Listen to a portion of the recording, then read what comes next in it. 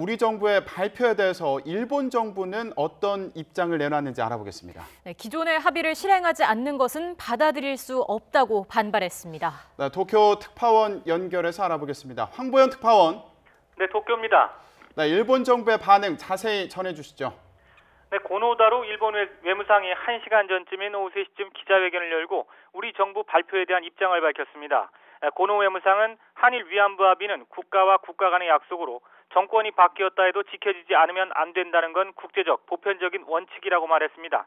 그러면서 최종적 불가역적 합의인데도 실행하지 않은 것은 일본으로서 절대 받아들일 수 없다며 즉시 항의하겠다고 강조했습니다. 우리 정부가 파기나 재협상을 직접 거론하지는 않았지만 협상 과정의 잘못된 점을 지적하고 일부 일본과의 협의 가능성을 언급한 데 대한 반발의 의미로 해석됩니다. 즉 우리 정부에게 2015년 말 합의한 내용 그대로 지킬 것을 강하게 요구한 겁니다. 앞서 스가 요시히데 관방장관도 발표 전에 같은 맥락에 언급을 했습니다. 스가 장관은 우선 한일 위안부 합의는 최종적 불가역적인 것으로 계속해서 착실히 이행될 수 있도록 한국에 강력히 요구해 갈 것이라면서 기존 입장을 되풀이했습니다. 그러면서 위안부 합의에 대해서 1mm도 움직일 생각은 없고 이는 전혀 바뀌지 않는다고 못 박았습니다.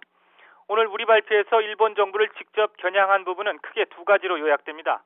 일본 정부가 피해자 지원을 위해 화해치유재단에 출연한 10억엔의 처리 문제, 그리고 일본 정부 스스로 국제적 보편적 기준에 따라 위안부 피해자 할머니들에 대한 상처 치유 노력을 계속해 줄 것을 기대한다는 내용인데요.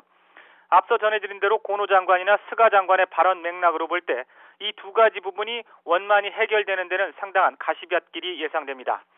일본 언론들은 우리 정부가 재협상이나 파기를 언급하지 않고 추가적인 대응을 요청할 가능성이 있다고 전망하면서 이렇게 될 경우 일본 정부는 이에 응하지 않을 방침이라고 보도했습니다. 지금까지 도쿄에서 YTN 황보현입니다.